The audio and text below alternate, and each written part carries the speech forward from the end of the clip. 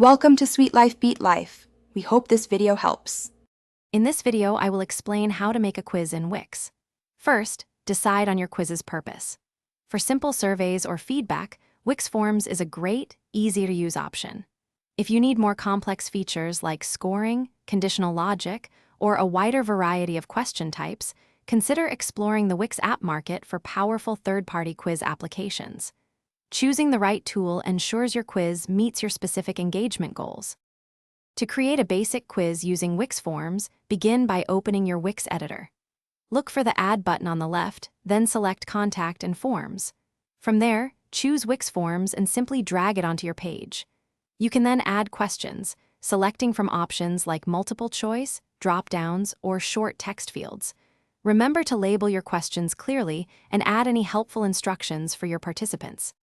For more dynamic quizzes, head to the Wix app market.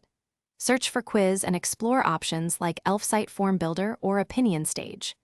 These apps offer a wealth of features, including ready-to-use templates for trivia, personality quizzes, or product recommendations.